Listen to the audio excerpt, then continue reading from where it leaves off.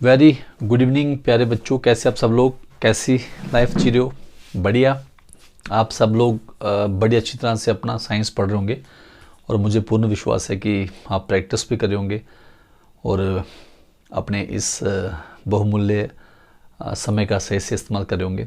आज का हमारा एक प्रश्न है, छोटा सा क्वेश्चन है कि कोई भी फिजिकल कंसेप्ट जब फिजिकल थ्योरी जब इंट्रोड्यूस होती है वो एज ए हेयर से होती है और एंड्स होती है एज ए डोगमा। तो फर्स्ट ऑफ ऑल इसको एक्सप्लेन करें विद एग्जांपल्स, ठीक है। इसको एक्सप्लेन करने से पहले हमें इन दोनों वर्ड का मीनिंग पता होना चाहिए कि हेरेसे क्या है एंड डोगमा क्या होता है। तो फर्स्ट ऑफ ऑल जो हेरेसे होता है कि जब आप का ये बिलीफ होता है that is against the existing opinion. हमारा समाज में जो कन्वेंशन नॉलेज रहता है, अगर हम उसके कोई अगेंस्ट बात करें जहाँ जिस बात के बारे में लोगों को पता ना हो, तो उसको हेरसे कहते हैं। वो क्यों पता नहीं है, हो सकता है कि कोई इंटेलिजेंट आदमी बाकियों से डिफरेंट सोचने वाला जो यूनिवर्स की मिस्ट्री को आसानी से समझ सकता होगा, तो उसको कोई नई चीज़ पता चले तो जब वो समाज में उस थ्योरी को लेके आएगा तो वो उसको एक्सेप्ट नहीं करेंगे, बिकॉज वो एग्जिस्टिंग जो कन्वेंशन नॉलेज के अगेंस्ट रहता है। तो फिजिकल वर्ल्ड में जब भी हम कोई नई खोज लाते हैं, तो कोई नया कंसेप्ट लाएंगे, तो वो पहले हेरसे रहेगा। लोग कहेंगे कि ये पर्सनल ओपिनियन है, we don't certified it, okay.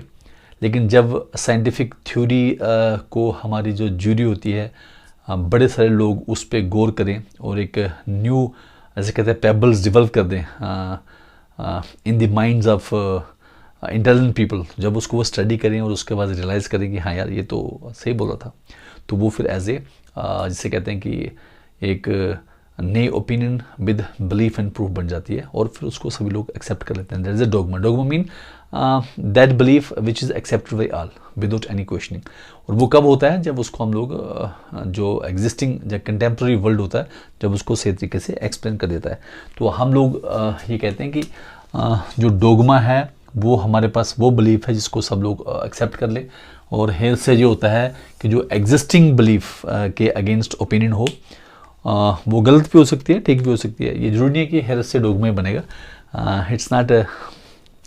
It's not possible in every time, but in most of the cases कोई न्यू साइंटिस्ट या कोई न्यू यंग माइंड आके आपको एक नई खोज के बारे में बताए, तो वो हलचल तो क्रिएट करती है, लेकिन पहले लोग उसको एक्सेप्ट नहीं करते हैं, लेटर ऑन उसको एक्सेप्ट करते हैं। एग्जाम्पल के तौर पे कोई कहे कि कोई एग्जाम्पल दो, तो एग्जाम्पल के तौर पे हम लोग ये एग्जाम्पल ले सकते हैं कि हमारे पास एक जियोसेंट्रिक थ्योरी होती थी हमारे सोलर सिस्टम के प्रति। जियोसेंट्रिक थ्योरी जो थी वो हमें ये हमारे एक बड़े फिलोसफर थे टोलोमी, इन्होंने दी थी कि जो अर्थ होती है वो सेंटर पे है और इसके इर्द गिर्द जो हैं वो सन हो गया, प्लैनेट्स हो गए, स्टार जो हैं वो रिवॉल्व करते हैं, ठीक है।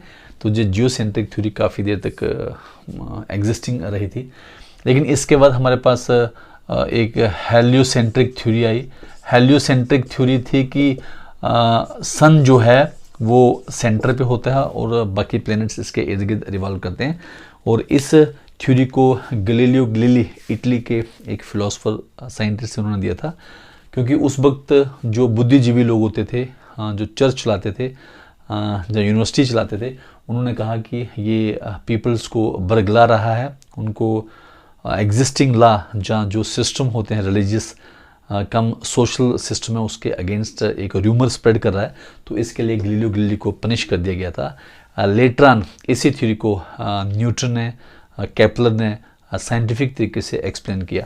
तो पहले देखो हमारे पास इनिशियली जो न्यू कंसेप्ट आया कि हेलियोसेंट्रिक थ्योरी है, उसको लोगों ने एक्सेप्ट नहीं किया, है ना। वो एक क्योंकि अगेंस्ट द ओपिनियन था गैलीलियो गैलीली का, लेकिन बाद में जब रियलाइज़ किया साइंटिफिक थ्योरी से उन्हें प्रूव किया, तो वो हमारे पास क्या बन गया? डोगमा बन गया।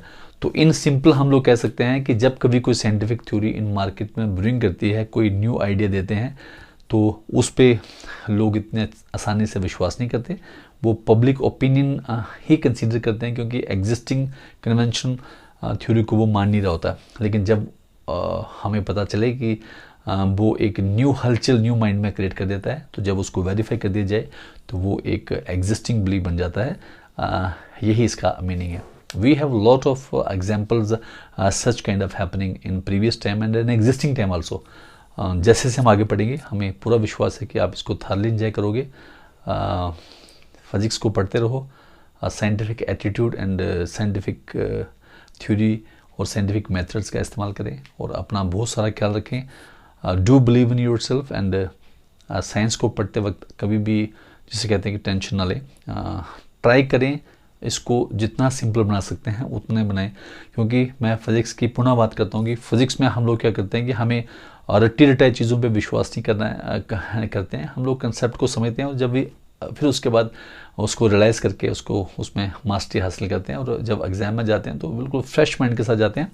इसलिए इस सब्जेक्ट्स को जब हम पढ़ते हैं तो मेंटली हम लोग काफ़ी शार्प रहते हैं। ठीक है, अपना बहुत सारा ख्याल रखें और ऐसा कोई क्वेश्चन हो तो आप मुझे कमेंट बॉक्स में लिख सकते हैं। मैं पूरी कोशिश करूँगा कि आपका कोई भी डाउट हो उसको सॉल्व करूँ। मेरे चैनल को गरीब हिंदुस्तानी को सब्सक्राइब करें, प्रेस करें बेल आइकन को, ताकि जब भी मैं न्यू वीडियो अपलोड करूं आपको नोटिफिकेशन मिले और आप एक नई दुनिया के नए कंसेप्ट को थारली एंजॉय कर पाओ। ठीक है, अपना बहुत से भी ज़्यादा ख्याल रखें। Love you guys, thank you, good night.